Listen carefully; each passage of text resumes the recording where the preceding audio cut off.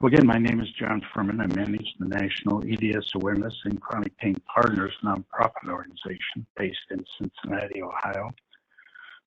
My daughter Deanna was diagnosed with hypermobile EDS in 2008, the same year my wife Carol passed away with breast cancer. I was a caregiver for my wife who struggled with undiagnosed EDS for over 30 years. We introduced our program at the 2012 EDNF conference to help EDSers form independent local support groups and spread EDS awareness in their communities. We've been a sponsor for these conferences for over 7 years. We started over 120 groups to date. Each group is given their own free website with a link to the directory and map. We receive feedback that conferences provide valuable information and social opportunities, but most cannot afford physically or financially to attend in person. So we decided to bring the speakers to you. We typically meet monthly at 7:30 p.m. Eastern Standard Time. All the programs are free. The meeting announcements and whenever possible, the webinar recordings will be posted on our website at edsawareness.com for later replay. Tonight's presentation is sponsored by Body Support Store, where you'll find over 250 products selected by EDSers for EDSers. Proceeds from our store and donations to a nonprofit organization help fund our programs. Please visit our store and check out the helpful products that we offer. Just a general disclaimer. This presentation contains general information about EDS. Members of the EDS community voluntarily participate in the program. The information is not advice. If you're having medical problems now, please call 911 with emergency services in your location. Always consult your doctor before making any changes to your treatment. We're very excited about a program that we started in 2017, where we are providing educational programs for physicians and healthcare providers. You can provide them with a website address, Ehlers-Danlos-CME.org, and you can also print brochures that are available on that site. Watch the webinar on our edsawareness.com website for more details. To view upcoming speakers, visit the webinar page at EDS Awareness for the full schedule. For those attending for the first time, there will be a brief Q&A at the end of this session. The questions can be provided by clicking on the question mark at the top of your screen. Your name will not be used in answering the questions. The presenter will answer the questions verbally at the end of the presentation. You will only see your questions, not the full list. So we're very pleased to have our speaker this evening, Ross A. Hauser, MD. Dr. Hauser completed his residency training at PM&R Medical Center in Chicago. He obtained his MD from the University of Illinois in Chicago. Dr. Hauser obtained an undergraduate degree from University of Illinois, Urbana-Cambridge, Champaign. He has authored over 30 medical research papers and clinical results utilizing prolotherapy on numerous chronic pain and musculoskeletal conditions, including EDS, joint instability, and cervical spine instability. Dr. Hauser has authored 9 books, including Prolo, Your Pain Away. He has specialized in treatment of chronic pain, including hypermobile EDS with regenerative injection therapy or prolotherapy for over 25 years. So we're very pleased to have Dr. Hauser join us. Appreciate everybody being on.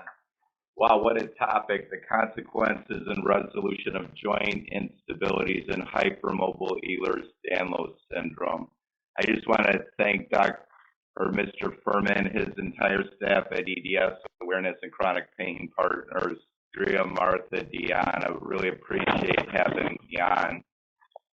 Anyone who has a question for me, just so you know, after this program, feel free to email me at drhauser@caringmedical.com. Always happy to answer any questions that we don't cover.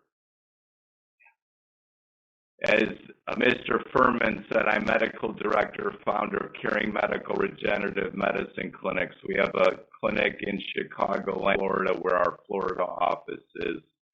I've treated Ehlers-Danlos cases for the last 25 years, and if I'm honest, that's actually my favorite condition to treat with prolotherapy. Prolotherapy works joint instability, including the instabilities of Ehlers-Danlos syndrome.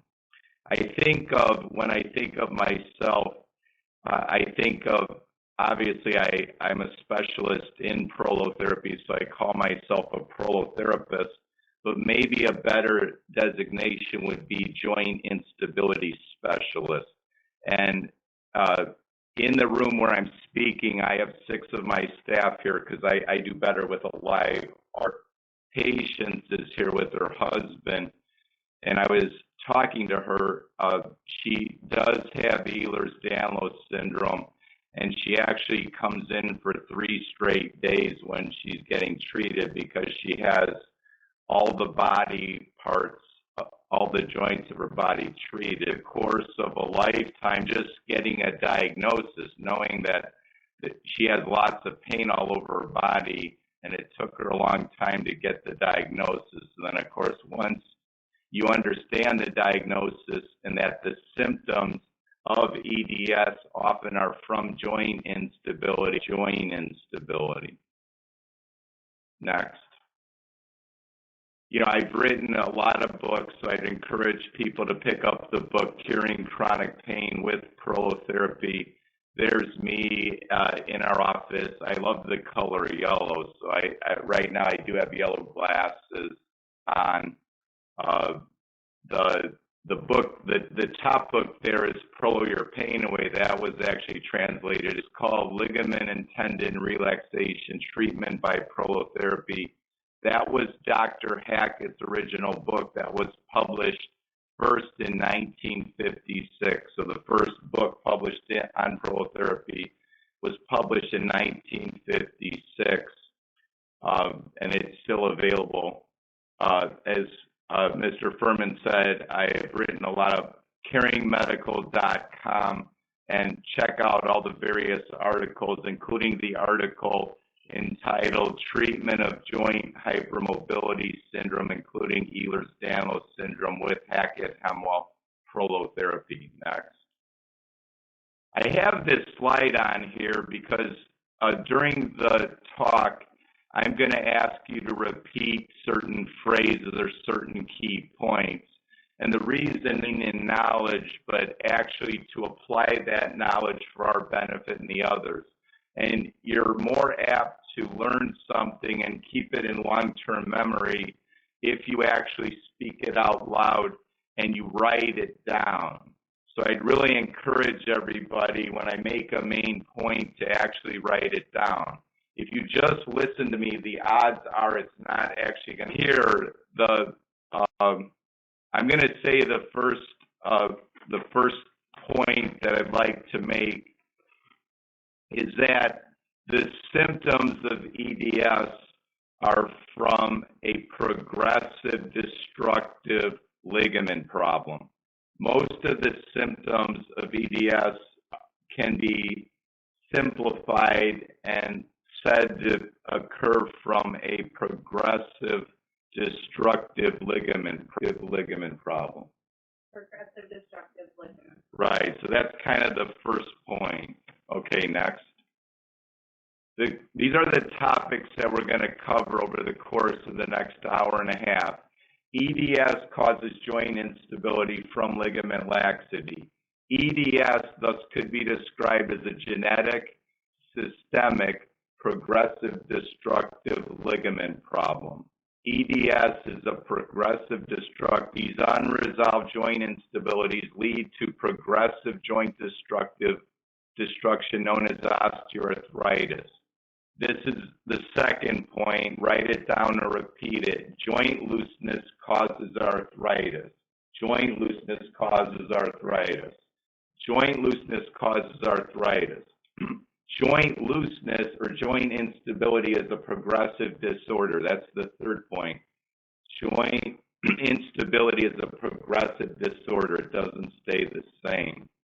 The progressive primary joint, but the adjacent joints in the contralateral limb. When this process involves the cervical spine, the neurologic system of the entire body becomes compromised. Cervical instability, and I'm sure there's a lot of people who are listening are interested in this topic. Cervical instability causes neurologic dysfunction by mechanisms which include the blockage of cerebral spinal fluid, tension on the cervical spinal cord and brainstem, compression of the vertebral basilar artery, and compression of the vagus nerve. Multiple joint instabilities cause most of the disabling symptoms from EDS. Resolution of the multiple joint instabilities of EDS would resolve most of the horrific symptoms of EDS. Prolotherapy causes joint tightening. Prolotherapy should be considered an instability, including those who have EDS. EDS causes joint instability from ligament laxity. Ligaments are the primary stabilizers of the joint. So in other words, it's really the ligaments that control the motion of the joints. If someone has ligament laxity, the joints are going to move in a destructive manner. Most of the nerve endings that give pain in the joint are in the ligaments. So it means that if somebody has pain, you have joint pain, whether you have EDS or you have any kind of joint instability, the actual pain is stemming from the nerve endings in the ligaments. The articular cartilage itself has no nerve endings. So what tells the body what's going on in the joint is basically the stretch in the ligaments. If the ligaments stretch, nerve endings within those ligaments, and that what gives pain and a lot of the symptomatology that's related to EDS. Now, before we go on to the next slide, what I'm going to say is extremely, extremely important. Ligaments are made up of type 1 collagen. There's over 20 ligaments are made up of type 1 collagen. The genetic mutations that cause the various types of EDS do not involve type 1 collagen. It involves type 2, type 5, type 6. So that means that in hypermobile EDS, even class, the actual ligaments, the type 1 collagen basically is normal. It's just stretched out. The way I like to put it is there's the people with EDS have tall, lanky ligaments. Tall, lanky ligaments, just like some people are tall and lanky and other people are short and stocky. Ligaments need to be short and stocky. So a person who has tall, lanky ligaments, like they're too elongated and they're thin, what they need is their ligament density increase. The way to increase your ligament density is by prolotherapy. That's what prolotherapy does. So that's a very, very important point.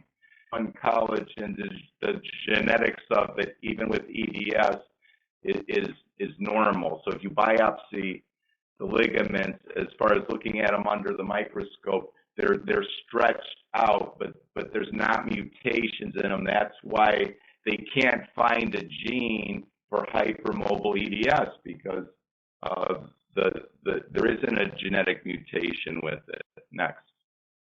Painful ligament laxity and joint instability. Studies have shown that people with generalized hypermobility syndrome or hypermobile EDS, they have an increased incidence of chronic pain, musculoskeletal complaints. The pain intensity for those musculoskeletal complaints is enormous. As far as EDS goes, compared to the hypermobile type of EDS versus the other types of EDS, severity is more prevalent, and it correlates with the extent of the hypermobility. The amount of pain correlates with low nocturnal sleep, and of course the pain is significantly disabling in a person's enjoyment of life, their ability to exercise, things like that. And if you'll see that it's associated with fibromyalgia, chondromalacia patella, thin joint capsules. When they studied hips, when the Beighton score was greater than 4, the hip capsule thickness was greater than 10 millimeters, or was less than 10 millimeters, and when the Beighton score was lower than that in regard to generalized hypermobility, when you have that, the joint capsules, the ligaments, they're basically tall and lanky, and they're very thin, and that's why the ligaments can't control the joint motion. The pain receptors for the joints are in the ligaments. The tension in the ligaments is what tells the brain what's going on in the joint. And the ligaments have free nerve endings. And another important point is the mechanical receptors and the proprioceptors, or the receptors that tell the brain what's going on in that joint in 3D space, in 3 dimensions, are from the nerve endings in the ligaments. Next. Almost all joint instabilities are from incompetent collagen that make ligaments dysfunctional. So in other words, anybody from EDS, whether it's from using the computer too much and you stretch out the ligaments in the back of your neck, or you sprain your ankle and now you have ankle instability, all the commonality of it all is that you have incompetent collagen or insufficient collagen, decreased strength in the collagen that makes up the ligaments. So the ligaments are dysfunctional. In other words, the ligaments cannot control the motion as a person walks along as they do their daily activities. Next. We're going to use a lot as an example the knee, because ligaments in the knee have probably been studied more than any other body part. When you have an anterior cruciate ligament injury of the knee, when you do your normal activities, the pressure on the knee can go up to 10 times the body weight just by walking. The force on the other ligaments. So think about a cabinet door where one of the screws on the hinge gets loose, and now you open and close the door. What's going to happen to that other screw? The force on that other screw is going to go up drastically. So once you have one ligament injury in a joint, the force on the other ligaments can go up 4 to 5 times. when you have a ligament injury, what happens is the forces on that joint, instead of being evenly distributed ligament that's injured. For instance, if in the knee, the inside ligament, the medial collateral ligament gets injured, the forces in that knee then go toward the periphery or toward the medial collateral ligament. So what that means is this force up to 10 times body weight, instead of being evenly distributed throughout the knee, it gets distributed to a very small section of the knee. For instance, sorry about that, right by the medial meniscus. So thus what happens is, because all the force is on a very small portion of the knee, the medial meniscus then of course gets degenerated, the cells start to die, and then eventually get a medial meniscus or an articular cartilage tear. That's a very, very important point. So that's why any small ligament injury or any small ligament laxity is going to affect the whole joint. It doesn't stay stationary. So to do nothing when you have a loose joint basically means that a person is okay with the condition progressing. So let's just go over this again. So say somebody has hypermobile joints. They notice their ankle gives way. They tear the anterior talofibular ligament. Then they now have ankle instability. They don't just have a hypermobile or loose joint, they actually have an unstable joint. Then the forces on the other ligaments to limit the bone then go up drastically. So if something's not done while they're walking, those injured. Then if nothing's done, then not only the one side of the ankle is loose, the other side of the ankle is going to get loose. Then once the ankle's loose, then what has to happen is then the knee's going to get loose. The knee's going to get loose next, the tibia and the fibula bones to the foot bones. So if that joint is loose, that means with every step, the tibia and the fibula are moving too much. So eventually, the other joint, the knee joint, is going to get loose. Of course, then it's going to go up to the hip joint. So it's absolutely a progressive disorder. So that's a really major point. Let's just say ligament laxity is a progressive disorder. Ligament laxity is a progressive disorder. So, no, just wait. Ligament laxity is a progressive disorder. So just no wonder that if you're born with systemic joint laxity, okay, and there's a difference between instability and joint laxity. So there's spectrums. It's a spectrum. So on one end, we have a stable joint, what I would call extreme instability, and we'll have a graphic to show this. But so when somebody has a hypermobile joint, it means that their ligaments, say compared to Dr. Hauser's ligaments, let's say I'm stable jointed. And it's interesting, just as a side note, Dr. Hackett wrote an article called, it was entitled like loose jointed versus closed joints when he was starting to describe prolotherapy. So just know the stuff I'm saying to you, he had discovered, 60, 70 years ago. So it isn't anything new. I'm going to drink some water. They're telling me to drink water. Though I think vodka would be a little bit better. Little joke. We got to have some. No. Okay, so in other words, if somebody has hypermobile joints, they have a hypermobile ankle, and then and then you sprain your ankle. All you have to do is sprain it a little bit, and it's easy to go from hypermobility to instability. The anterior cruciate ligament. So this is a really important graph here.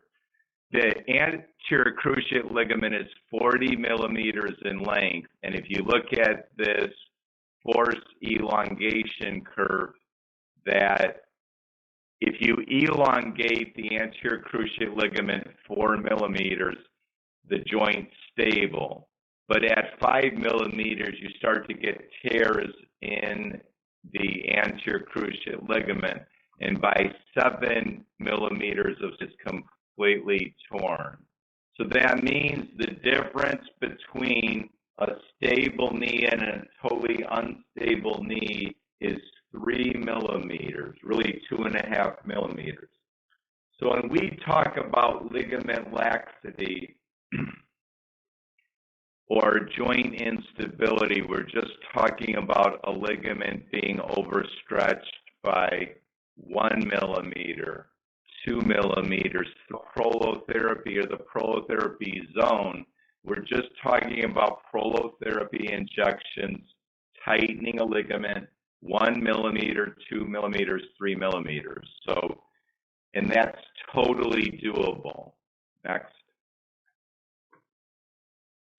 Now, when a person has joint instability, the body does 3 things to protect the joint. 3 things to protect the joint. When a joint swells, when a joint going to even out the pressures within the joint. Remember, we said the joint pressure goes toward the ligament. The forces get concentrated toward the ligament. So joint swelling is a protective mechanism that temporarily stabilizes the joint. So thus, would getting a cortisone shot make sense as a treatment? Once you get rid of the joint swelling, you've decreased the body's protective mechanism. So what's going to happen? What's going to happen is you're going to get the cartilage is going to crack and the meniscus is going to tear, and you're going to be in a much worse state. Now, with the second mechanism the body has to stabilize the joint is muscle spasms. So muscle spasms, of course, also limit motion, so the bones don't hit nerves. And we're going to talk a lot about that. The body's long-term solution for joint instability is forming bone spurs. So bone spurs, again, protect the joint from getting injured. There's something that you probably never heard of, which is called the ligament muscular reflex. So the ligament muscular reflex protects the body.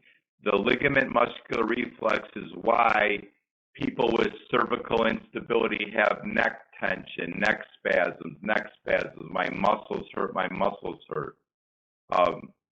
So every ligament has course when the ligament can't. So there's a reflex arc between ligaments and muscles.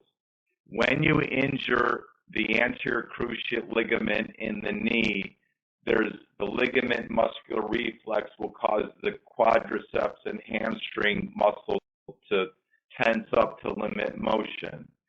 So any of a chronic muscle tension or chronic tendinopathy, iliotibial band syndrome, patellar tendinopathy, gluteus medius tendinosis, all these things are from joint instability. When you have joint instability, through the ligament muscular motion, muscles and tendons are supposed to move the joint. They weren't made to stabilize the joint. So imagine somebody has lateral knee instability and you're walking along. The body has to call upon the iliotibial band to limit that more. Then you get iliotibial band pain, tightness.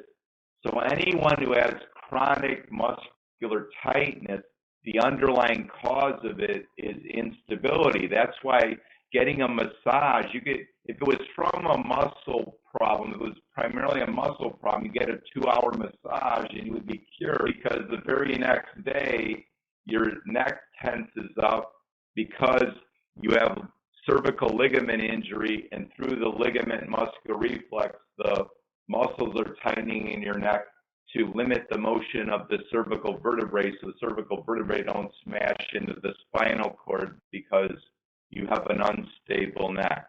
Next.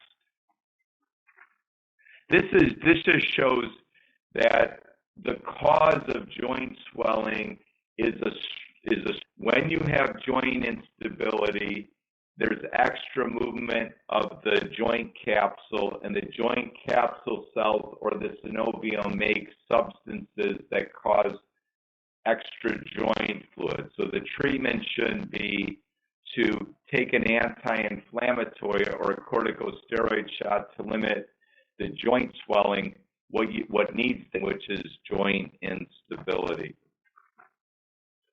This is interesting. This shows bone spurs at C1, C2 in one of my patients with Ehlers-Danlos syndrome. So again, bone spurs can form anywhere. They can form at the top cervical vertebrae, C1, C2, anywhere in the body. So anytime you hear the word bone spur degeneration, disc degeneration, knee degeneration, the cause of that is almost all the time joint instability. I would like to make one other point, because the word degeneration, most people, when you look at degenerated tissue under a microscope, there's not as many cells in the tissue as normal cells. So degeneration means cell death. So write that down or say it. Degeneration means cell death. So think of this. So what actually is causing the tendon cells to die that you get tendinosis, or the ligament cells are dying where you get ligamentosis, or the articular cartilage cells are dying and you get like bone-on-bone arthritis? Like, what's causing that? The cause of that is the destructive joint forces that are caused by ligament laxity. When you have ligament laxity, the bones move in a manner that causes destructive joint forces that ultimately cause the death of ligament cells, cartilage cells, meniscus cells, tendon cells.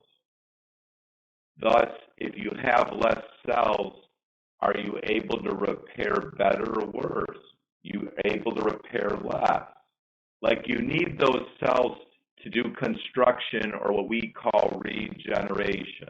Ability, the cells are dying, and most people don't realize, like, when you have of the knee, when you have really severe joint instability of the knee, it only takes 100 steps. Think of this. 100 steps and one cartilage cell dies. Where they've done studies in long-distance runners who run 50 miles a week, and their cartilage cells are healthy than healthy people, and their cartilage density is excellent. So cartilage cells don't die, or the joint doesn't degenerate because of wear and tear.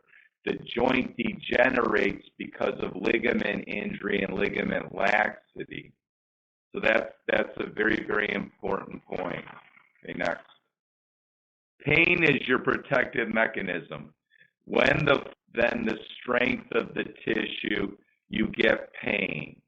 When the force on the tissue is greater than the strength of the tissue, you get pain. So there's only two things that you can do once you have pain. You either don't put force on it, but I don't think that's a good way to age, like stop walking. But that's not a good way to do. That's not a good way to age.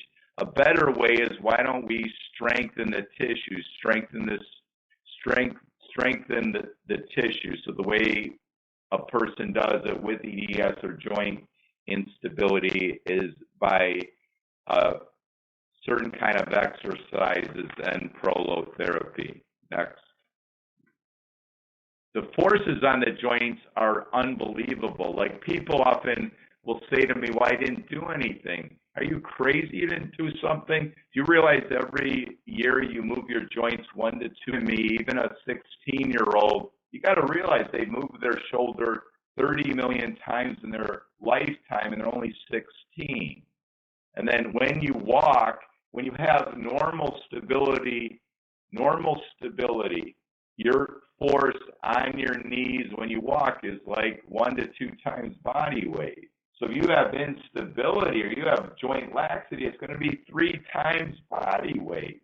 So that means every time you take a step, it's 3 times body weight.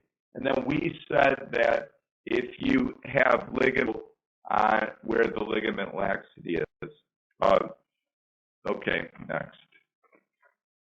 And obviously, if you have ligament laxity and you get like a whiplash injury, you're obviously much more prone to getting injured. So personally, I think anybody with a whiplash injury who has EDS or has high digital motion X-ray.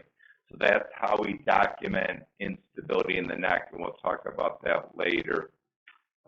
Next.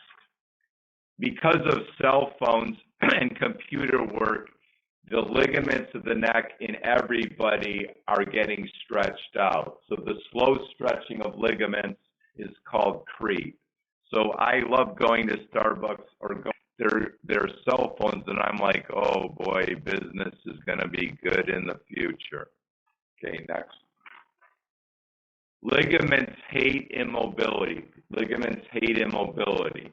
When somebody does get a ligament injury, you absolutely don't want to just limit motion completely because ligaments, you need so.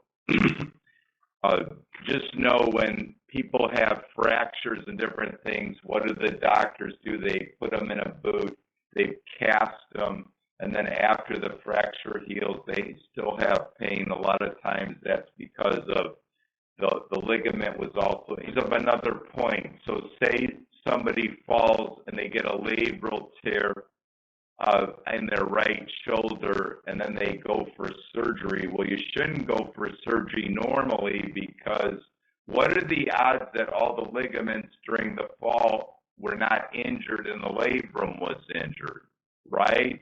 No, come on, your labrum or tear your meniscus or herniated a disc. Like obviously you probably tore a bunch of ligaments. So you can't just address the labral tear, you got to address it all. And the way to address it all is with prolotherapy. Next.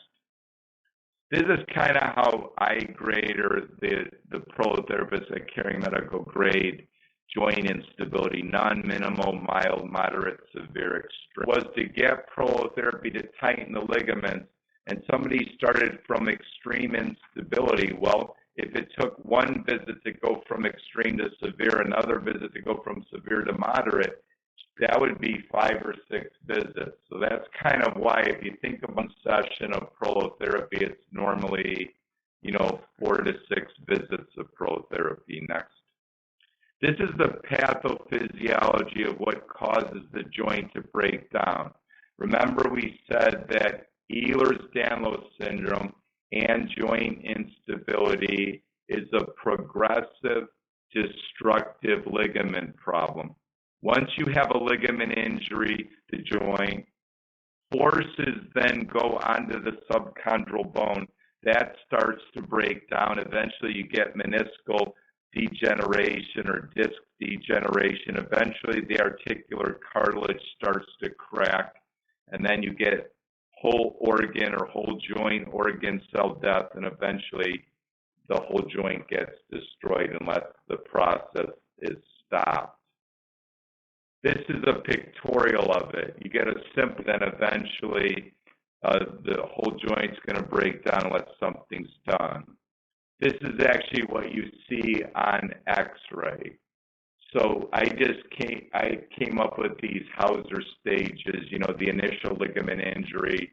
Eventually the body tries to protect the joint by scalar reflex, having muscle tightness.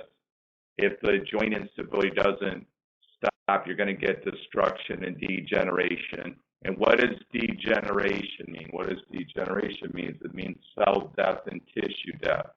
Once you get cell death and tissue death, there's less regenerative capabilities for that joint. So that's one of the reasons why it's good of repair. And eventually you get whole organ gangrene or severe osteoarthritis next.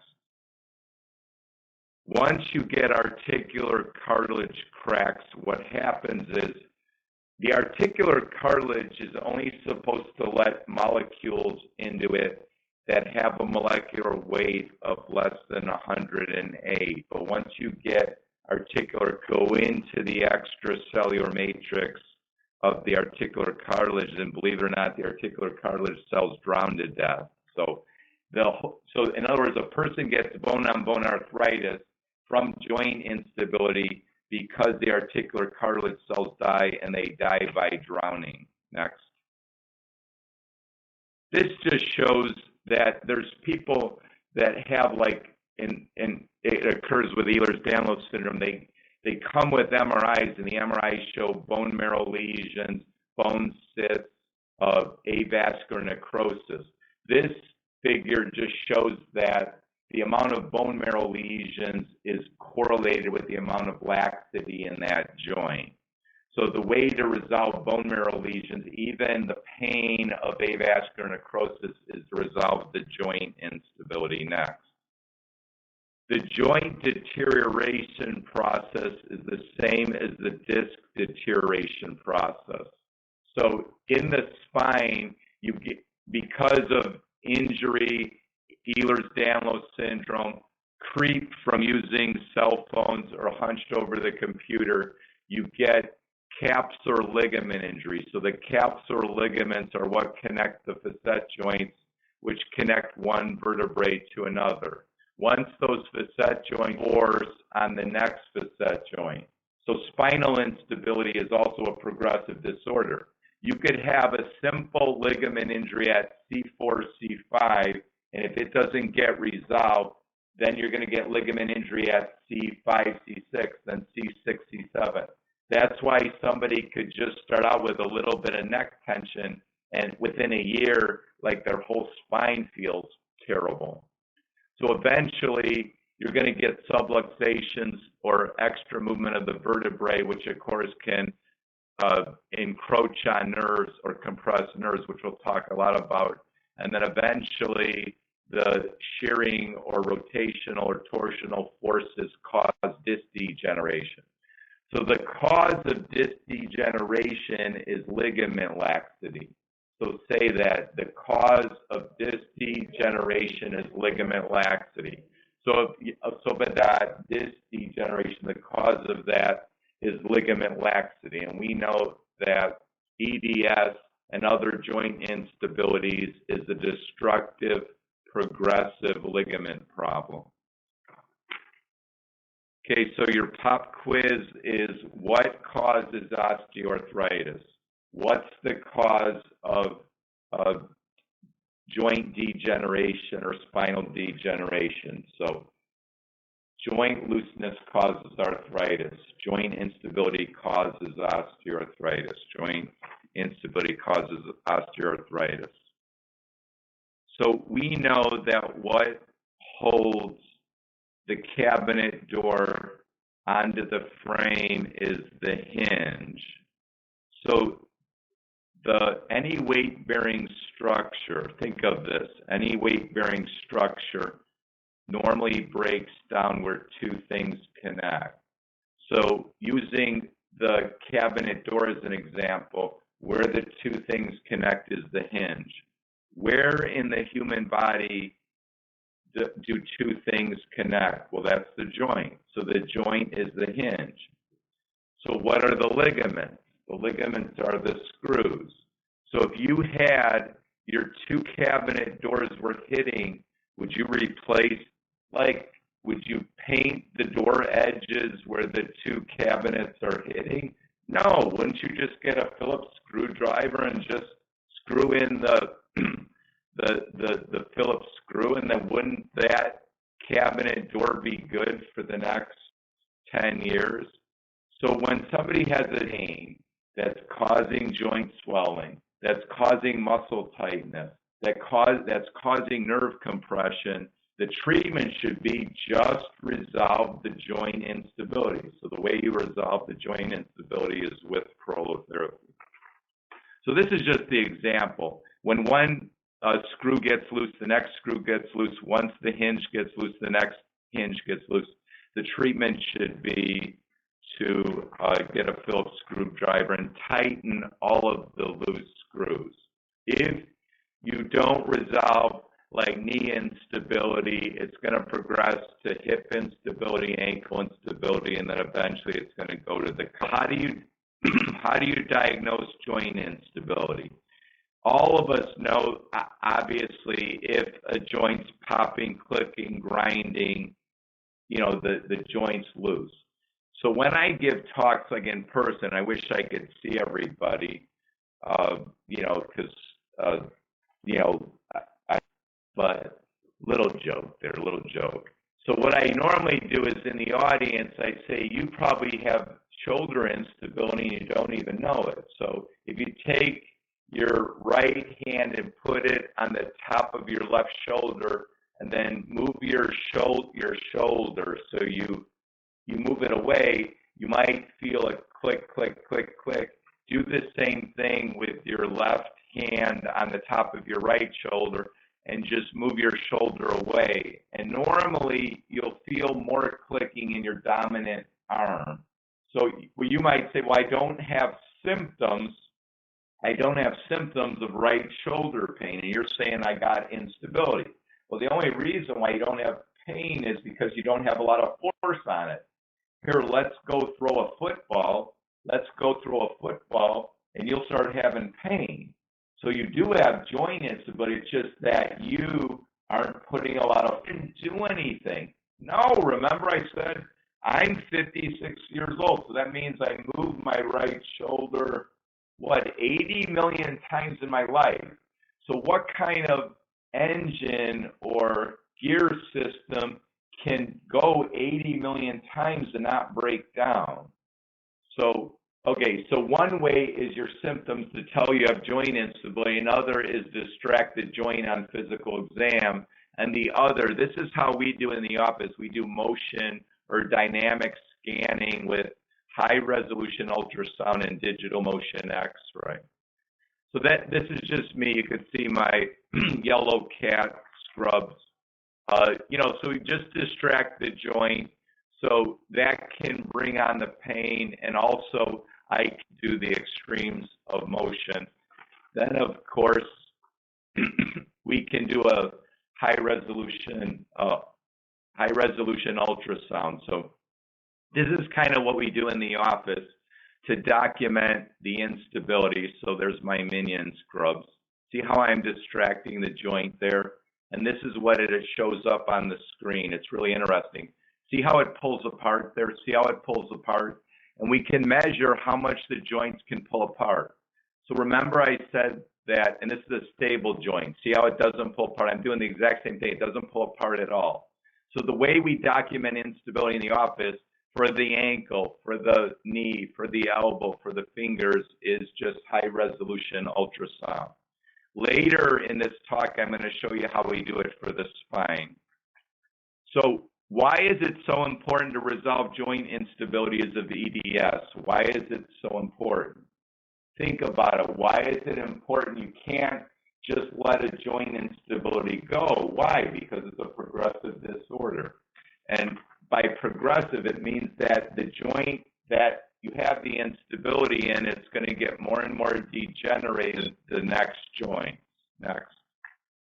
Now, this is kind of my interest. Like I said, the favorite thing I treat in the office is Ehlers-Danlos syndrome, especially those that have cervical instability. That's kind of one of my specialties, is how ligament laxity or joint instability affects the nervous system. All the tissues of the body need a nutrition supply to live, and they also need a nerve supply. Most people are completely unaware that the nerves, the really important nerves like the spinal cord, are very close to the bone. So all the important nerves, the nerve centers, the ganglion, the cervical nerves, the lumbar nerves, the lower nerves, the rib nerves, the spinal cord, the nerves to the muscles, they run within 3 millimeters of the bone. Many joint instabilities that we document in the spine, especially the neck, are greater than 3 millimeters. So that means that unless the muscles of the neck tense up, that means every time a person looked at their cell phone, the bone would hit the nerve and compress the nerve. Nerve impulses start being blocked at 5 to 6% stretch. Nerve compression to nerve injury when symptoms start to be more permanent than intermittent. So a person who has a numbing feeling, but it goes away, then starts having the numbing feeling be more prominent. It means that the outside of the nerve now is having damage. So in the office for that particular kind of person, we would do prolotherapy, and we'll talk about what prolotherapy is, to tighten the nerve, but then we would also do injections of like stem cells or platelet-rich plasma onto the nerve itself to start the repair of the nerve. Nerves are really sensitive to compression, really sensitive to compression. Next. So this just shows the spinal cord. Do you realize your spinal cord only has 2 to 3 millimeters extra space on the front, the back, the side? And that's with a healthy neck. So imagine you got a little arthritis. All you have to do is have a 1 to 2 millimeter instability, and then you could literally get spinal cord compression. And you might say, well, what do you mean spinal cord compression? I mean spinal cord compression. It means that if you have instability in your neck, the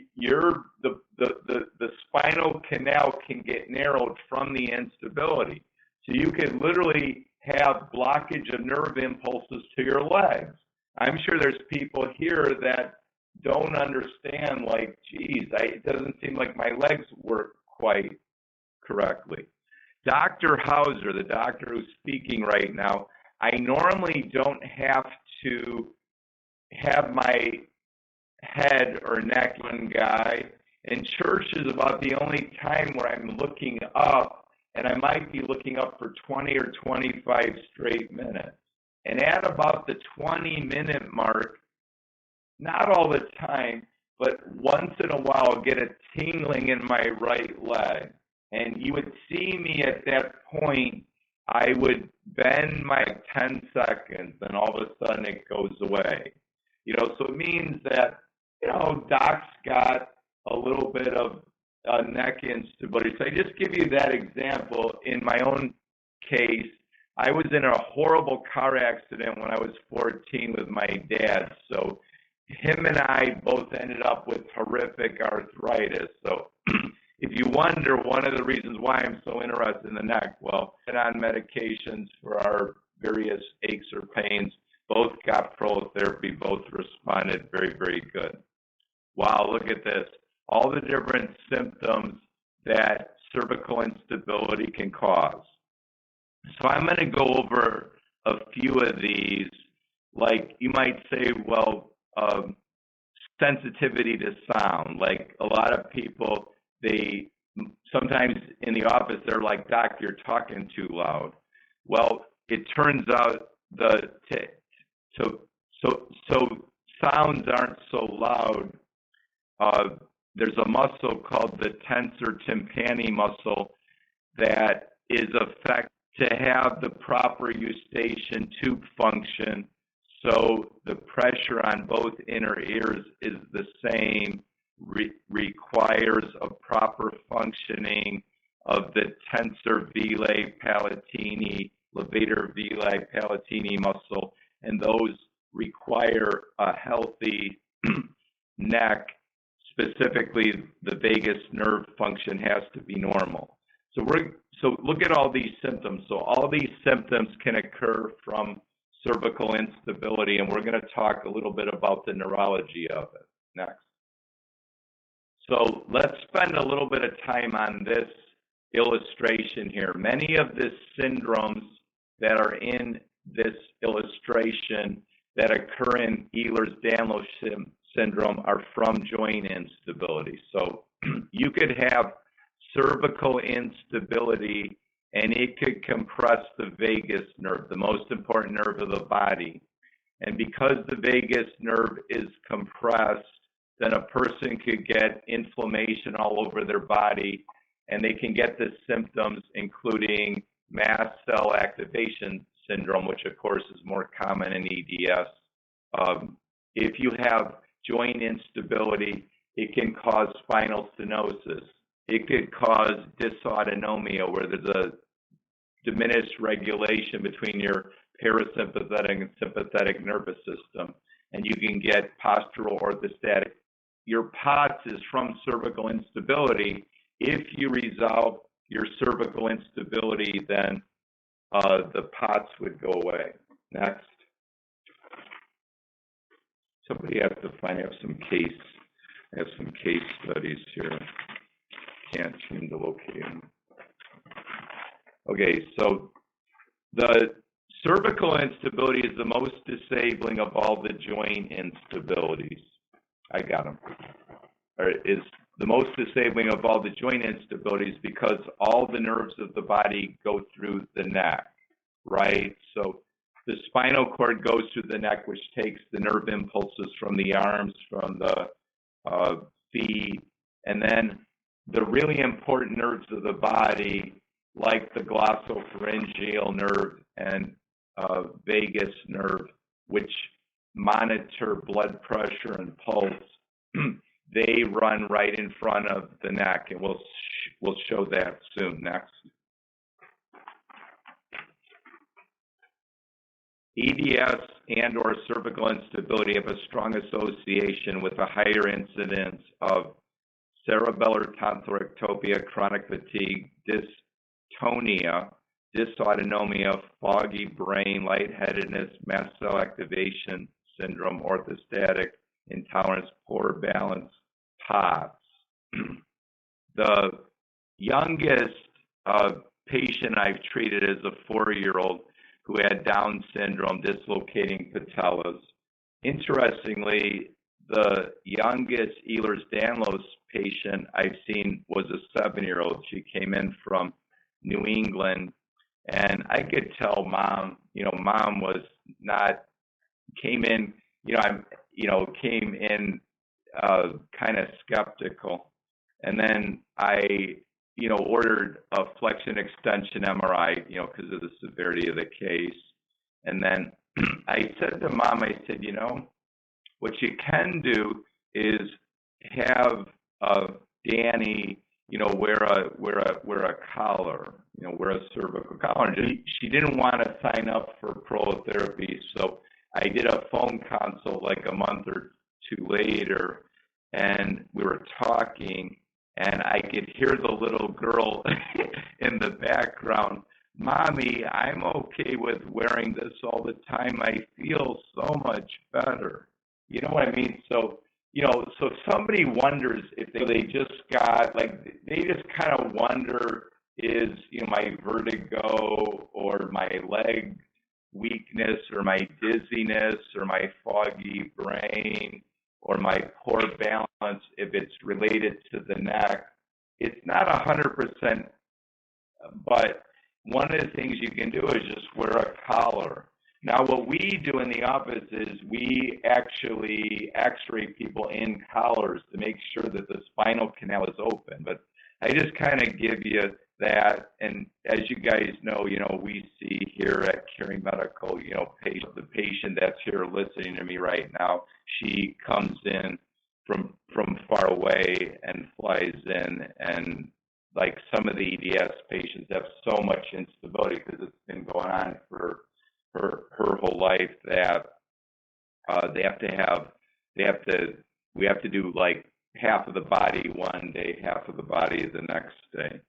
I did want to talk a little bit about dysautonomia. So the baroreceptors are the receptors that give the brain information about what's going on with pulse and blood pressure are the sensory part of that is the glossopharyngeal and vagus nerve. That's cranial nerve 9, cranial nerve 10.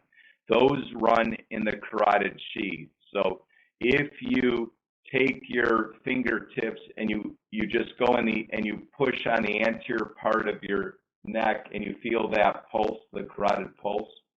So the glossopharyngeal and vagus nerve, they run in the carotid sheath.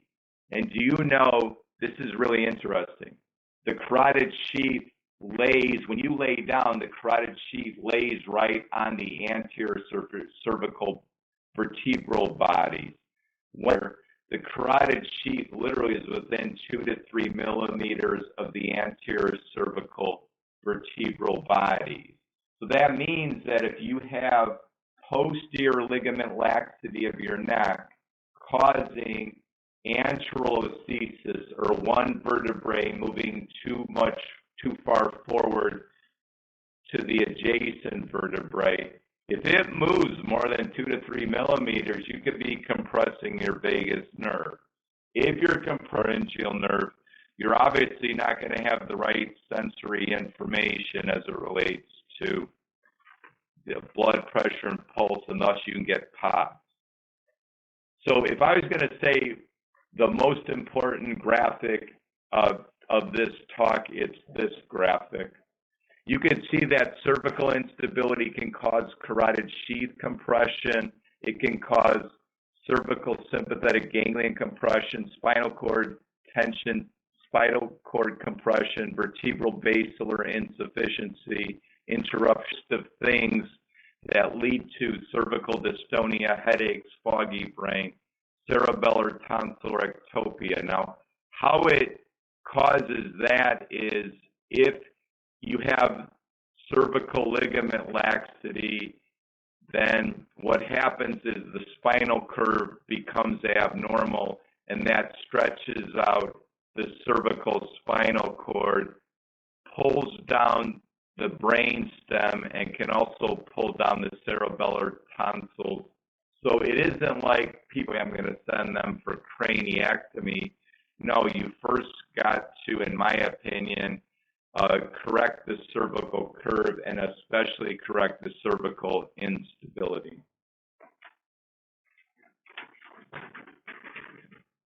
The vagus nerve, there's a good graphic of the vagus nerve. See how it runs right in front of C1, C2, C3. So any sort of instability can affect the vagus nerve. The vagus nerve is the most important nerve. It's also called the love nerve. It's also called the repair nerve, vagus nerve function. The most common cause, in my opinion, of vagus nerve compression or the vagus nerve not working correctly is cervical instability. The part of the body that controls inflammation is through the vagus nerve. So anybody who wants to research this, I would put on Google vagus nerve cholinergic anti-inflammatory pathway. So the vagus nerve has nerve impulses that go to the spleen, and that's how the vagus nerve, one of the ways the vagus nerve controls inflammation. So people who have chronic inflammatory problems, irritable bowel syndrome, Crohn's disease, any sort of condition that you need an anti-inflammatory for, or a corticosteroid for, or a tumor necrosis factor inhibitor. So, for instance, like rheumatoid arthritis, psoriasis, Crohn's disease, ulcerative colitis, the drugs for these are like Remicade, Humira, Enbrel. Well, those drugs work by lowering tumor necrosis factor. Guess what you do when you stimulate vagus nerve function? You lower tumor necrosis factor. So it's interesting when somebody has, have you ever had a whiplash injury? Do you have migraine headache? Do you have ringing in the ears? Do you have tinnitus? Like the common things we see with cervical instability, they almost always say yes. So as it relates to healing of the body or repair of the body, that's all through the vagus nerve. So it's really important that a person's vagus nerve is functioning good. All of the internal organs, especially the digestive tract, are innervated by the vagus nerve. So that's why when you have cervical instability, or when folks come here with Ehlers-Danlos syndrome and they have like stomach upset, all kinds of GI problems, it's normally from a non-functioning or poorly functioning vagus nerve. When we do prolotherapy, often, the digestive problems start resolving. Next. When you have poor vagal tone or poor vagus nerve functioning, pain responses are enhanced, right? Isn't that true? With Ehlers-Danlos syndrome, it's very common to have like small fiber neuropathy. You touch a certain area and there seems to be an exaggerated response to start. I got pain all over my body. So if I was going to give anybody any advice of the main area that needs to be stabilized when you have body pain, it's the neck. So the way we document neck instability, as I said, is digital motion X-ray. I collect deviated uvula pictures.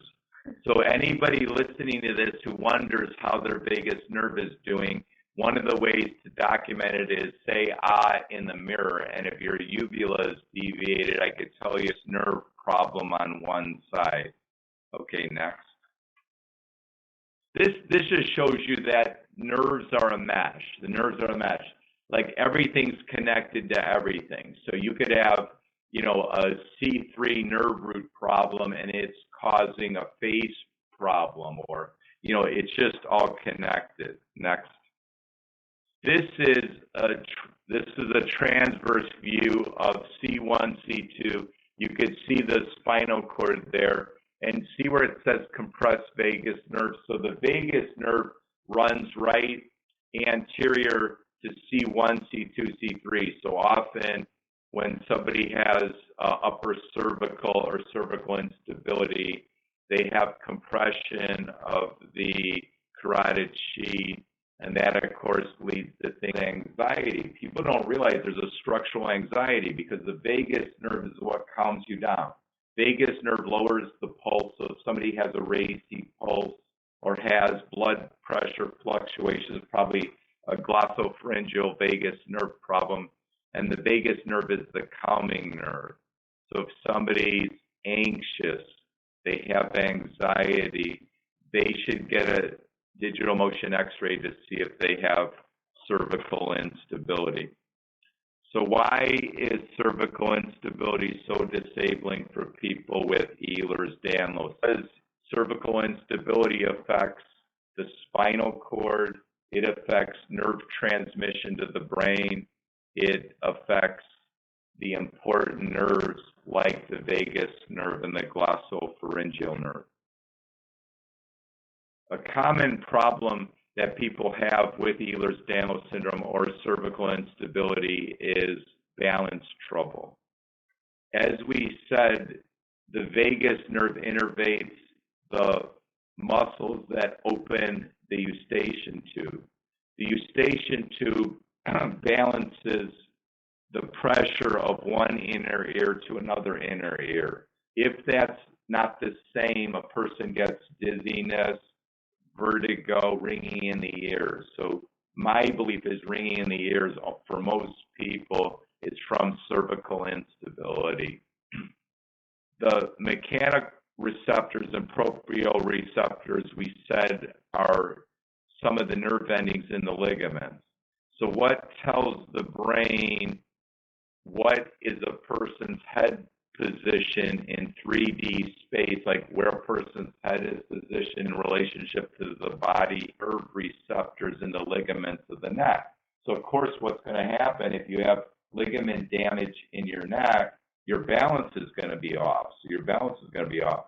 So anybody with dizziness, lightheadedness, you got to think of, you probably have cervical instability and you need that resolved with prolotherapy. This just shows all the connections. So when people have whiplash injuries, The cervical ocular reflex is abnormal. That's the reflex of when you turn your head. It's the reflex that keeps the image that you're looking at on the retina.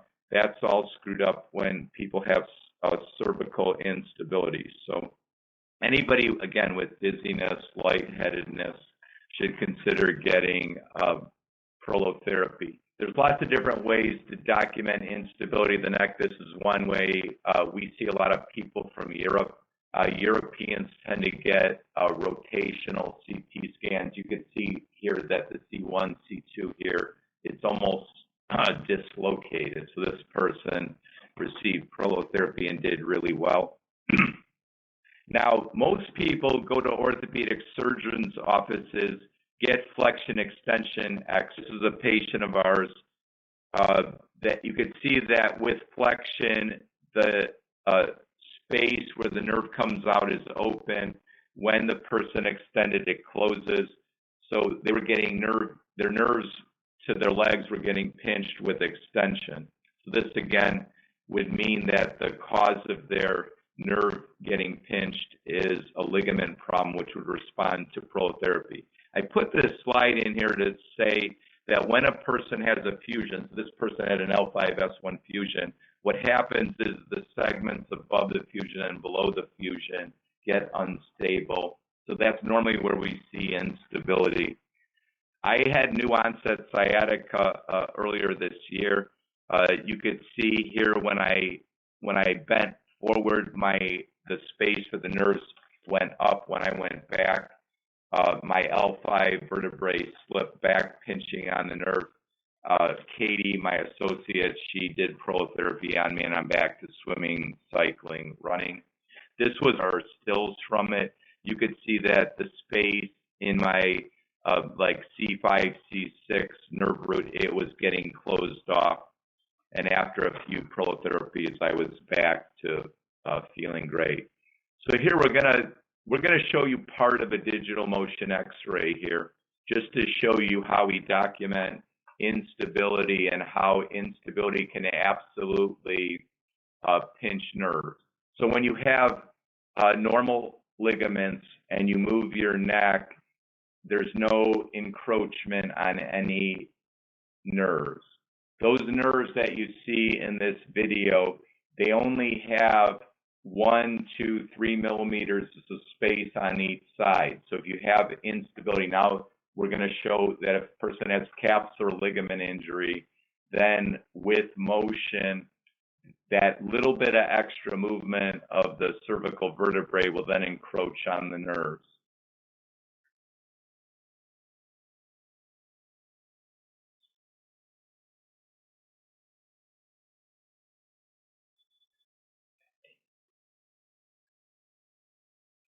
Okay, so here we're going to show a digital motion X-ray before and after prolotherapy. So this person, this is an illustration of prolotherapy to the capsular ligaments.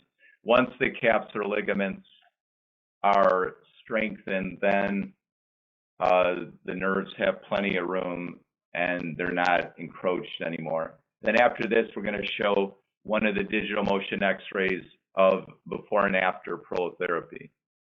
So you'll see the images are so clear. So, and you can see how that space where the nerve goes out, it got closed. See that? See how it's closed?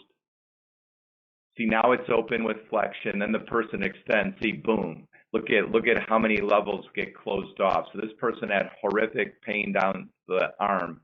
When they came back after 2 prolotherapy visits, they were like 85% of their symptoms were gone.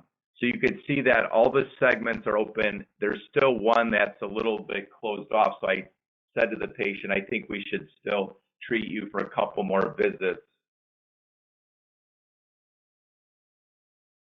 Wow, you can really see that. So this was after 2 more visits. Then we repeated the scan. So we can use ultrasound and digital motion X-ray to document the improvement with prolotherapy. So then the nerve was, the space was open plenty where the person was 100% relieved of their symptoms. So we'll go. keep going.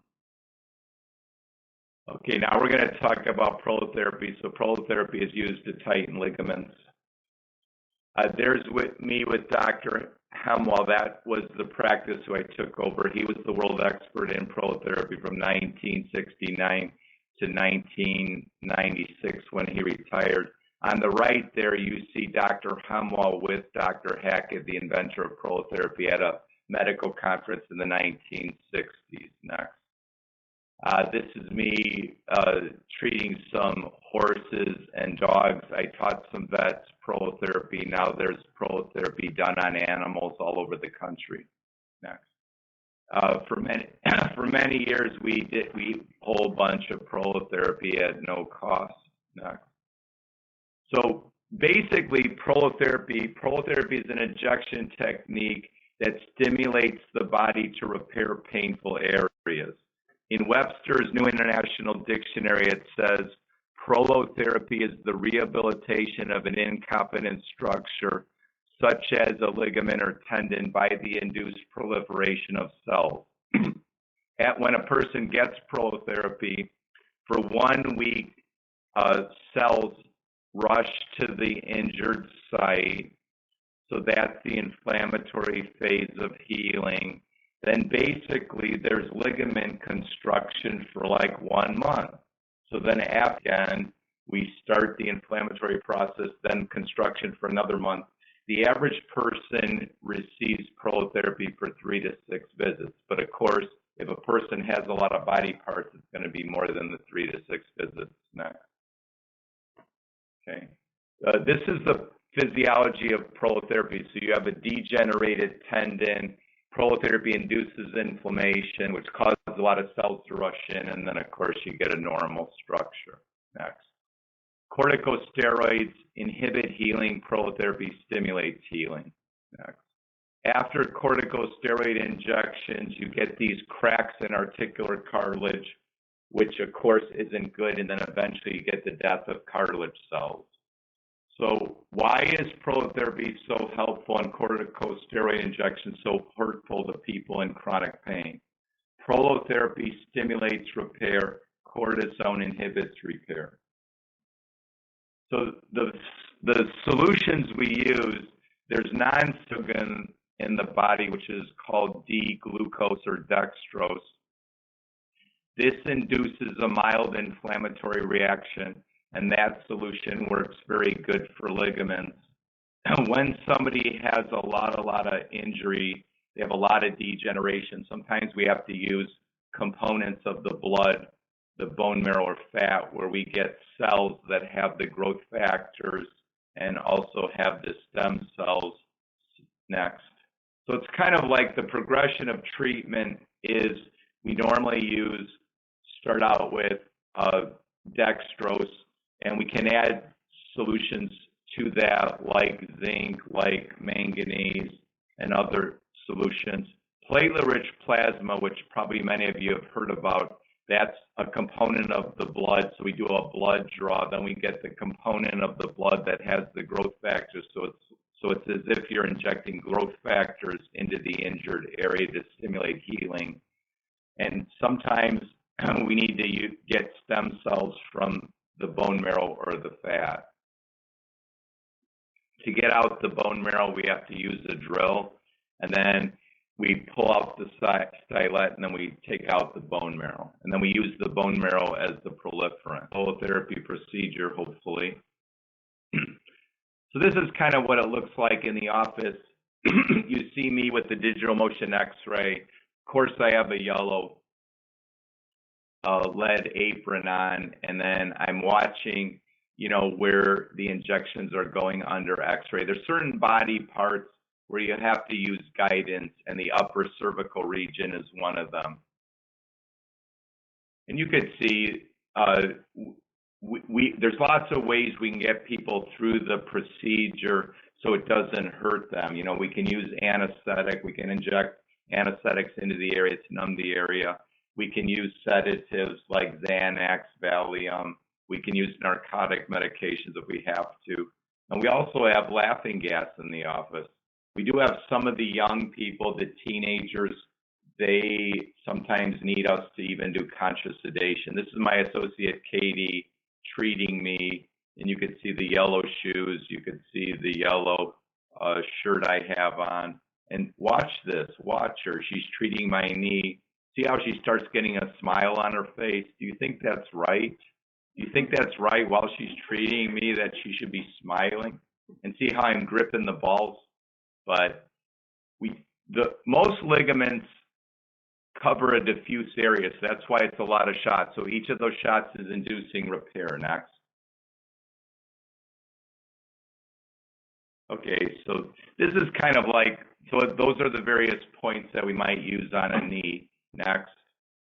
This is a study that showed that prolotherapy induces ligaments to become shorter and stockier, right? We don't want ligaments that are long and lengthy. We want them short and tough, short and tough. So prolotherapy stimulates ligament thickness and mass. Next.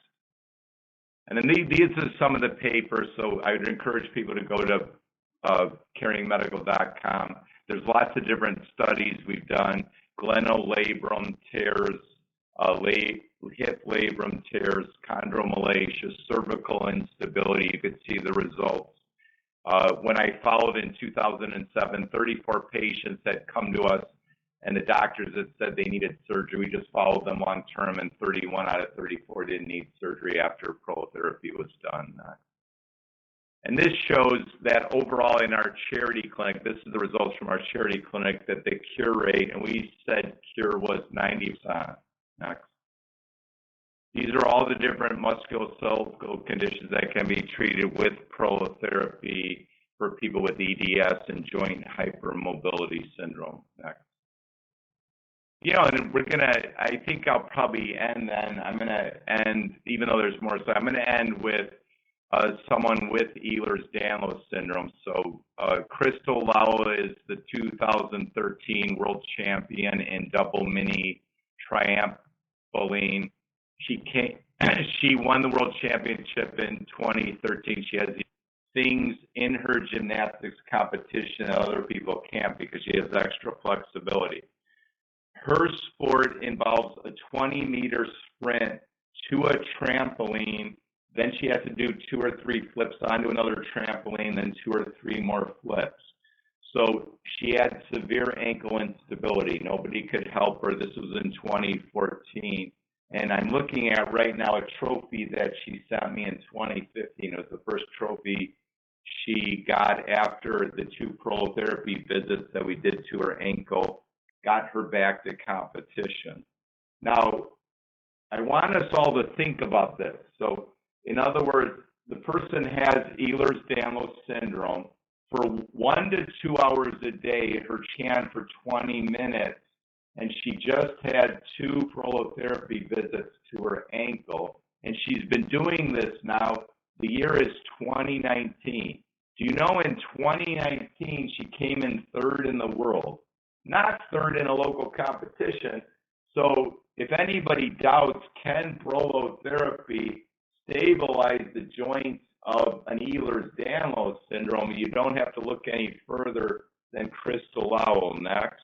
This was what happened this year. If you look at that top thing, her whole pelvis was basically almost dislocating. So this year, she came with her whole innominate bone. That's how loosey-goosey she is. And she took some pictures of me of all these joints that she could just, her hands or her elbows, because her sport doesn't involve those joints. But the force on her pelvis or ankle is tremendous as she spins up in the air 15 feet or however high she goes, and then she lands on it. She came in 3rd in her sport. So why don't we listen to what she says here? Okay, so we're gonna. Okay, so we're gonna just turn some sound on and just hear her. This is actually on our site too, so you can see lots of YouTube videos on the Caring Medical site on YouTube. So to encourage, let's see if we can hear her here. I'm Crystal Lowell. I'm a Team USA athlete with first double knee trampoline. I was world champion in 2013. And soon after that, I was diagnosed with Ehlers-Danlos syndrome after I got an injury to my ankle. We really didn't know how the rest of my life was going to look after that, let alone my competitive career. I tried a bunch of different things, but then I finally came across Dr. Hauser. He's been absolutely phenomenal in treating me, and hearing medical really puts like the caring in the medical portion of it. I actually felt like the doctors really cared that I got better and like the quality of my life. So Dr. Hauser picked up my ankle, and it was amazing because we tried everything, and like my ankle was unstable, and I actually walked out of the doctor's office that day and was able to resume training that week, where it was about a 6-month process where I wasn't really able to run, and I was like instantly able to return to training. Following this, I went on to win nationals in 2016, and then went on to become the first woman in the world to land a triple flight. And I qualified for the World Championship team this past year, and was able to go to World Championships in St. Petersburg, Russia, and got a bronze medal, thanks to Dr. Hauser. And hoping to make the gold next year. Well, I'd love to take some questions. I'd love to take some questions. Okay, well, I guess I'll keep talking until the questions come in. Surgeries often don't give lasting pain relief for EDS patients because EDS patients, there's so many ligaments involved, you can't do a surgery like a labral tear and then get it repaired. I mean, I have EDS patients who've had 6 shoulder surgeries. I think the most I've ever had on a patient, they had 14 surgeries before they came. So I'd really encourage EDS patients or really loose people that before you get surgery, please get an assessment by a skilled prolotherapist. Not what? Okay, keep going. I guess I'm going to keep going. The difference between treating an EDS patient and other people with joint instability is that often you have to treat the surrounding joints beside the one joint. EDS patients need a little bit more anesthetic. We have to be careful how much solution we put into the joint because the joint capsules are so loose.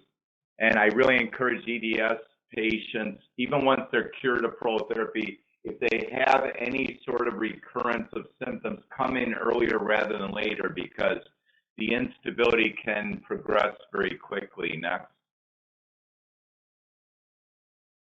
The criterion for a prolotherapist for EDS. So when you're trying to choose a prolotherapist, I would really encourage people to make sure that the prolotherapist has experience with EDS, that they treat the whole joint. So you can't just get a PRP shot into a joint and think like that's going to regenerate all the ligaments. You have to treat the ligaments in the front of the joint, the back of the joint, which we just call comprehensive prolotherapy or H3 prolotherapy for Hackett, Hemmel, Hauser, and the person should, like I said, have a lot of experience in treating people with EDS with prolotherapy. Okay, next. If a person has neck instability and it's not resolved, the curve of the neck is going to go from a nice lordotic curve to a crazy curve. Next. If a person, that's going to add 2 inches to how far the cervical spinal cord has to travel. That's going to put tension on the cervical spinal cord, which of course could pull down onto the brainstem, cause all kind of brainstem symptoms like nausea, right? If you have nausea, you probably got tension on your cervical spinal cord. If you have blood pressure fluctuations, that's probably from tension on the spinal cord. Okay, next. I think we don't have time for that. That would be, okay, next. Okay, put various chest or head weights on our patients once they got some stability in their neck, and then we look at them under x-ray. So here's a good example. Okay, go. So you can see how the curves change, see how the curves improve with the various weights. So we just call that curve correction. So we do prolotherapy to stabilize the neck, and then we do cervical curve correction. By getting the curve back, you're lowering the tension on the cervical spinal cord, and you're also lowering the force on the cervical ligaments, which makes it more likely that the healing from the prolotherapy is going to last because the tension on the cervical ligaments, cervical discs is less. Next. In regard to exercise, obviously the more stable the joint, the more the force with exercise can be. So if somebody comes in with extreme instability, we may do bracing initially because the ligaments in their shortened form while they're tightening with prolotherapy. Then as the person's stability improves, we'll then do exercises that put a little bit of force on the joint, and then as the stability improves, we'll put more and more force. So obviously running and sports like tennis, pickleball, soccer would be last. Next. And then of course, upper extremities, it's kind of the same. Like the example, if somebody had neck instability, we would look at the shoulders as the next joint to make sure they're stable, because if the right has neck instability, you have to actually treat both, because the instability in the shoulder is going to cause muscle tension from the shoulder blade to the neck and pull the cervical vertebrae, especially C2, in a bad way. So as the shoulder and the neck get more and more stable, we'll allow the person to do more and more exercises. So before the person can swim unassisted, we would have them swim with a snorkel so they don't have to turn their neck, and then eventually they could swim without the snorkel. Action. And again, if anybody has any questions after this webinar, please email them to drhauser@caringmedical.com. And I'll take any questions. What is the difference between prolotherapy and cold laser? Okay, yeah, cold laser can induce some healing, but it doesn't cause ligament tightening, especially if you have significant joint instability. Then prolotherapy can repair the damage caused by fluoroquinolones. So people who have antibiotic-induced tendinopathy, ligament damage, joint instability, prolotherapy can induce the repair of those tendons and ligaments. So don't fret about that. Any other questions? In regards to prolotherapy injection, should the joint be injected or the loose tendons associated? The most important joints when you have joint instability to get injections in is the ligaments normally are outside the joint. So the most important shots are outside the joint, not inside the joint. Remember I said that EDS, you have capsule, the joint capsule is thin and it's too loose. So if you put too much joint fluid in, like a person goes to a local doctor to get PRP shot inside, it's not going to resolve the instability outside the joint. So the most important shots with prolotherapy are outside the joint, not inside the joint. So, go ahead. That's right. Okay. How long do the positive effects of prolotherapy last? Oh, that's a great question. How long do the positive effects of prolotherapy last? It's interesting. Let's be honest. Once something's repaired, it's repaired. It'll loosen up the rate of the rest. In preparation for this, I just kind of perused the cervical study we did. And in that study, 86% of the patients at 15 months said the effects lasted. But 52% of the patients said they actually stopped because they were happy with the result, but it didn't mean that all their pain was gone. So technically, if a person's back to full functioning and we have documentation by digital motion X-ray or ultrasound that the joint's stable, for all intents and purposes, the person's cured. So remember, I've done this for 26 years. So I have patients that have been well for 20 years. So they've been well for 20 years. So what we like to call cure is that the person's to whatever goal they have. So if the goal is run the distance and the speed that they want to run. So the more force a person wants to put on a joint, the more stable the joint has to be, which may mean it may be more visits than if they just wanted to walk, which is less force. Next. Yeah, the question was, does insurance cover it? There's many private insurance covers prolotherapy. Medicare, prolotherapy is still a non-covered procedure, but obviously we're working to try to get it covered. But great question. Next. What is your opinion on the Oh, yeah, actually, yeah, I don't have a comment on the QSAC protocol. What about Meniere's? Yeah, Meniere's disease, if you research Meniere's disease, again, that's a eustachian tube dysfunction. It's my belief that Meniere's disease is caused by cervical instability. If somebody, like for instance, even fibromyalgia, body pain, and you resolve the cervical instability, a lot of times the fibromyalgia symptoms go away. It's my belief POTS is caused by cervical instability as well as mast cell activation syndrome. You know, like here, this is, the staff here writes of certain cases. So SS came to Caring Medical. She was a professional dancer with the Joffrey Ballet. Her symptoms were maddening body inching, maddening body inching, every single, I mean, it was horrible for her. Well, if you actually question her, she actually also had migraines, intense sinus symptoms, crunching sounds in her neck. So I suspected, it was her vagus nerve.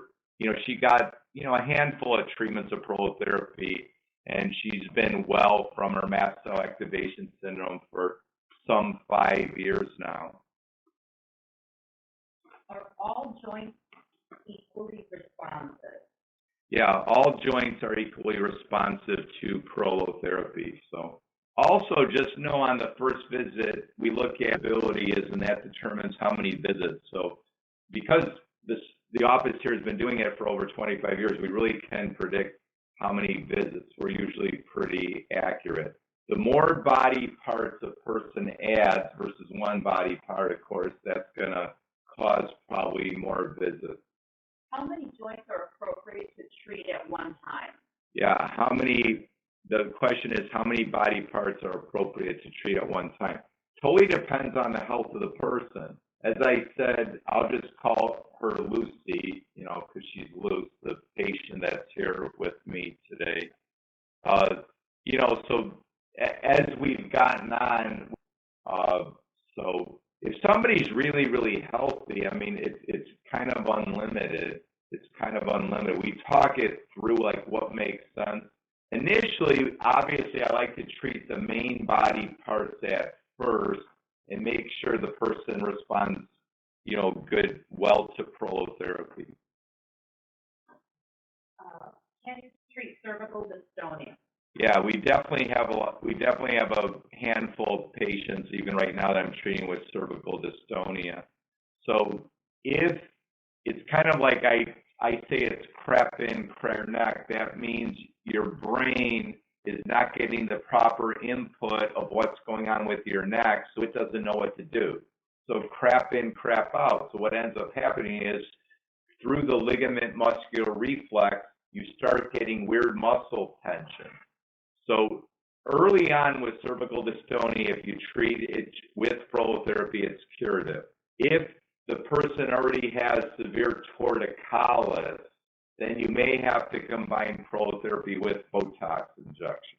But normally, right away if you start on with cervical, like I saw a patient this week with cervical dystonia, and the prognosis for her is excellent.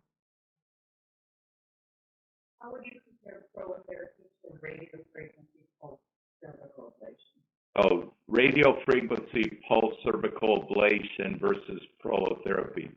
Well, anything that has the word ablation, it means that they're going to freeze it, fry it, so in other words, that's temporary. Even the doctors who do that work, they'll say it's temporary. So if somebody has like eyeball pain or horrible migraine headaches and you ablate the C2 nerve root, well, what's causing the C2 nerve root to be irritated? What makes the most amount of sense? What makes the most amount of sense is the person has C1, C2 instability. The C2 nerve root runs right behind C1, C2 joint. So if you do prolotherapy, it has a chance to be curative. So it's very rare that I would recommend that for a patient. How advanced or to which stage can knee osteoarthritis be helped by prolo? Yeah. At what stage in the degenerative process can prolotherapy help? The more the osteoarthritic joint has the range of motion of the non-osteoarthritic joint, the more likely it is prolotherapy is going to be successful. So in other words, if you compare, say, the bad knee to the good knee, and the range of motion is about the same, if somebody comes in and their hip joint is not a ball anymore, like in other words, the force from the joint instability caused the ball to be square, then of course, if we want to get the person more motion, they're going to have to get the ball replaced. And the way to do that is a joint replacement. And prolotherapy repair damage caused by corticosteroids? Yeah, we already said that corticosteroid injection. So please do not treat pain with corticosteroid injection unless it's like an emergency. But we very, very seldom in this office, because we're a regenerative medicine practice, ever use corticosteroids, because they have almost no use, because pain is too much force on the tissue. The tissue can't handle the force. So all you have to do is strengthen the tissue with prolotherapy, get the construction of ligaments going.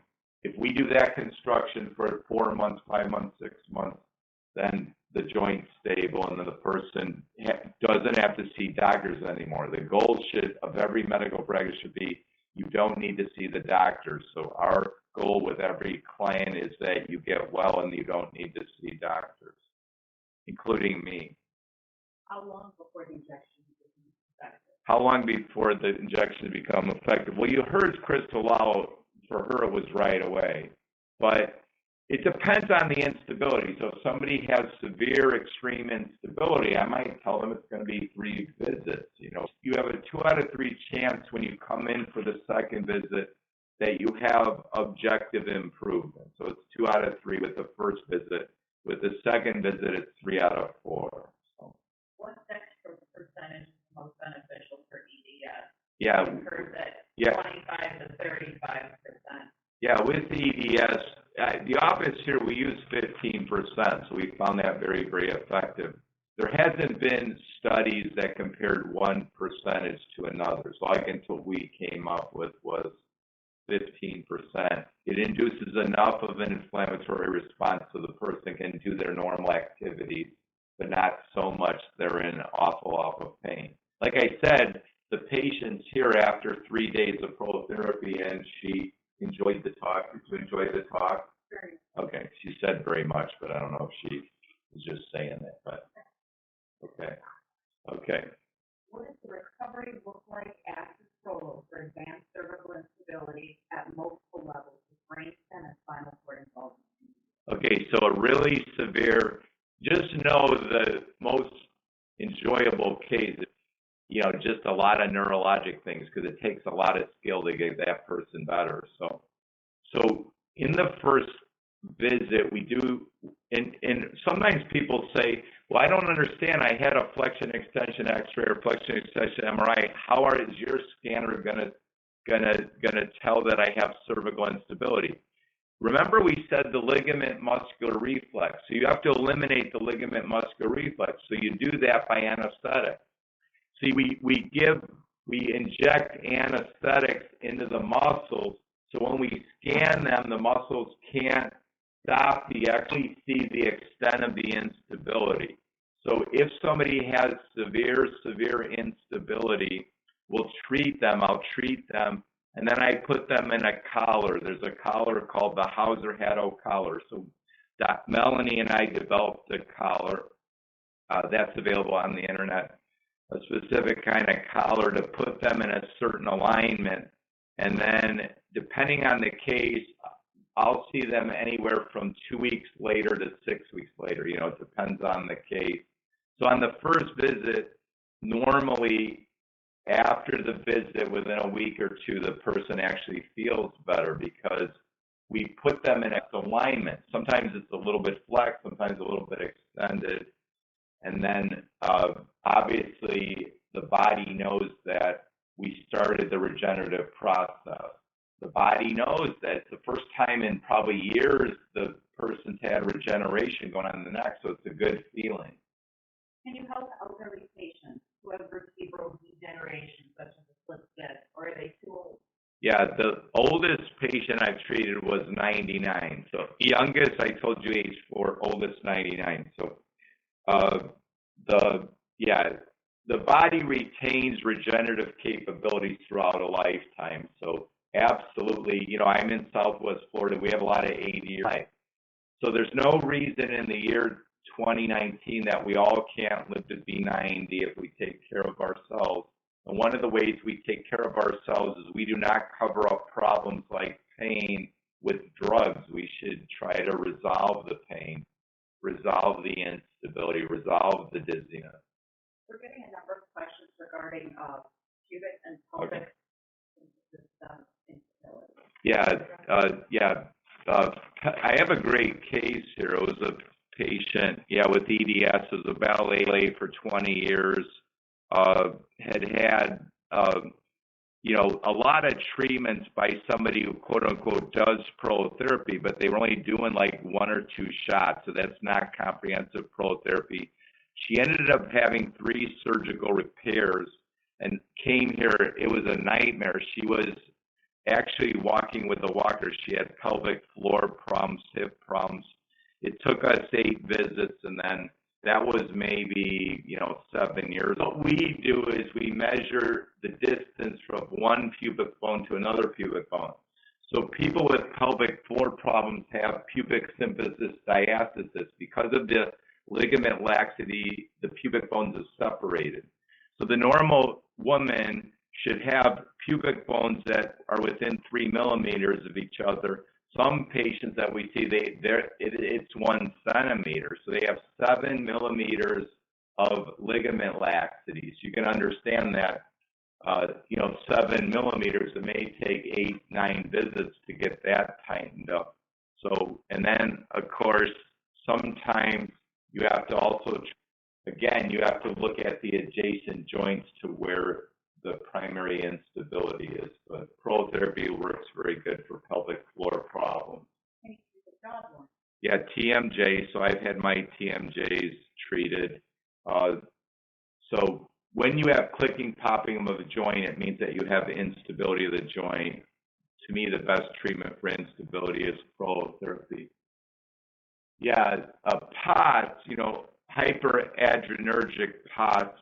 We didn't get into all the things in regard to POTS, but when you have tachycardia, think of tachycardia, that means that there's an imbalance. There's too much sympathetic system stimulation, not enough parasympathetic. That is 90% of the parasympathetic is the vagus nerve. So remember I said the vagus nerve goes right in front of C1, C2.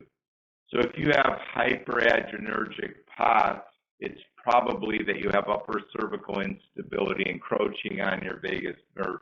The treatment of that should be resolution of your cervical instability by prolotherapy. What are the possible side effects of prolotherapy? Yeah, prolotherapy, it involves injections through the skin. So there's a very small risk of infection, so we clean the skin with the same solutions that a surgeon would use. And the most dangerous part of it is where the needle tip is, so I would next.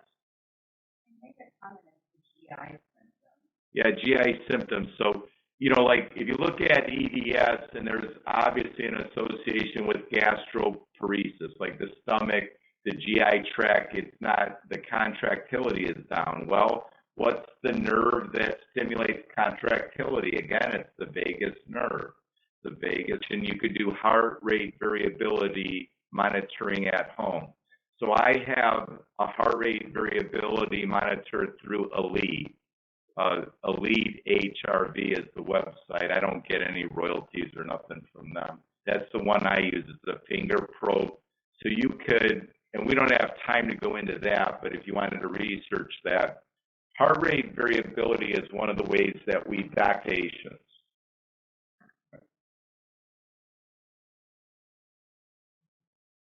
Okay, so I appreciate everybody's attention. I hope you learned a lot. I hope it started the process of you having your questions answered as to why you have the symptoms that you do. And please, if we didn't cover anything or you want some more information, please contact me at drhauser@. Thank you so much for having me. Well, thank you, Dr. Hauser. We really appreciate this information. We've been asked a number of times about prolotherapy, and we just haven't had a source of information, and this has been an excellent overview, particularly how prolotherapy affects EDS, and that's the question we constantly get. So appreciate your time, excellent presentation with the videos, and you answered all the questions that we had on the list. So we really appreciate you and your staff, Nicole, putting together this program and participating in our EDS educational series. So everyone that attended, thank you. We will have this posted out on our site. Those that missed it, we always send out an email and give you a link to the videos so that you can play it back at your convenience. And we really enjoyed this program. So thank you again, Dr. Hauser and your staff. Take care, everyone. Have a good one. Go back to our site at chronicpainpartners.com/webinars, and you'll find over 85 webinars related to all different aspects of EDS. So take care. Goodbye. Thank you. Bye.